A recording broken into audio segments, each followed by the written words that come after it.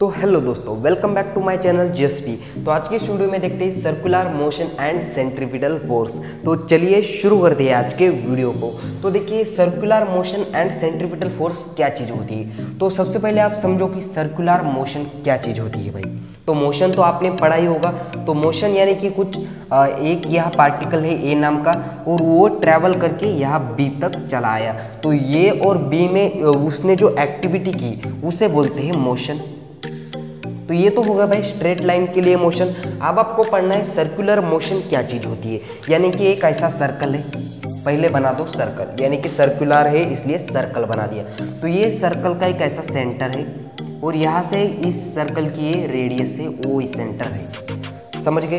अब क्या करना है आपको, मान लो कि चलिए मान लेते हैं कि यहाँ ए नाम का एक पार्टिकल है, और ये नाम का पार्टिकल यहाँ से यहाँ तक ऐसे सर्कल के पाथ में मोशन करके यहाँ बी तक गया।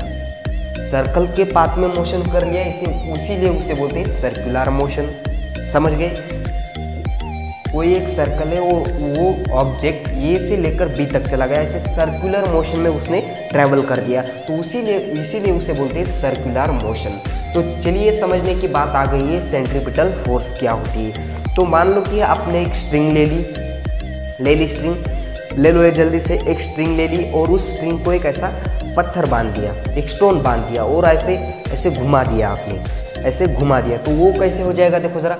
मान लो कि ऐसा एक स्ट्रिंग है, और उस स्ट्रिंग को ऐसा पत्थर बांध दिया और ऐसा घुमा लिया, ऐसा घुमा रहे। वो पत्थर ऐसे बाहर क्यों नहीं जा रहा है, वो ये इस स्ट्रिंग की वजह से।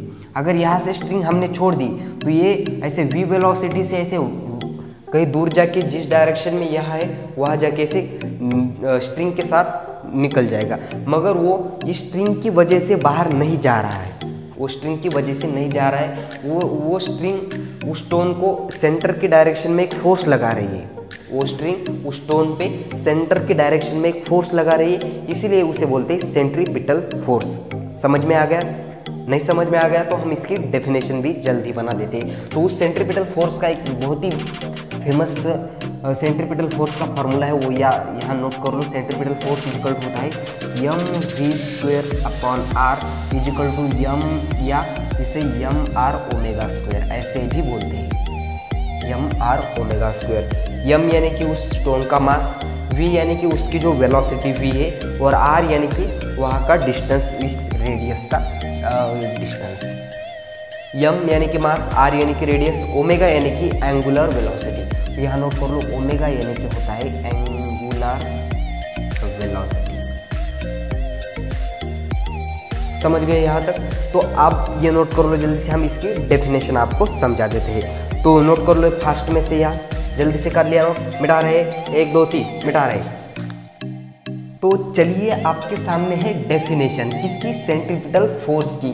तो देखो सेंट्रीपिटल फोर्स की डेफिनेशन क्या बोल रही है, force acts on any object, यानी कि force acts on any object along a circle, यानी कि एक सर्कल में जो ऑब्जेक्ट घूम रहा है उसमें एक्ट होने वाली फोर्स कैसी है, डायरेक्टेड टूवर्ड्स द सेंटर। वो फोर्स सेंटर की डायरेक्शन में लग रही है सर्कल के, इसीलिए उसे सेंट्रीपिटल फोर्स बोलते हैं। आसान भाषा में बोले तो वो सेंट्रीपिटल, उस सर्कल में जो ऑब्जेक्ट घूम रहा है उसकी डायरेक्शन जो होती है वो सेंटर की डायरेक्शन में होती है, यानी कि वो ऑब्जेक्ट सेंटर की डायरेक्शन में फोर्स लगा रहा होता है, इसीलिए उसे बोलते हैं सेंट्रीपिटल फोर्स। समझ गए। तो यहाँ डायग्राम बना देते हैं हम। देखो ऐसा एक सेंटर है, यहाँ से यहाँ तक का डिस्टेंस r है, और यहाँ एक ऑब्जेक्ट इस सर्कल में ऐसे घूम रहा है, ऐसे मोशन कर रहा है v वेलोसिटी से, और ये जो ऑब्जेक्ट है वो फोर्स किस डायरेक्शन में लगा रहा है, सेंटर की डायरेक्शन में, इसीलिए उसे बोलते हैं सेंट्रीपिटल फोर्स। काम खत्म, इतना ईजी है, ऐसे चुटकियों में कर दोगे आप। तो आज की इस वीडियो को करते ही यहाँ खत्म। तब तक के लिए फेरी ऑल द बेस्ट।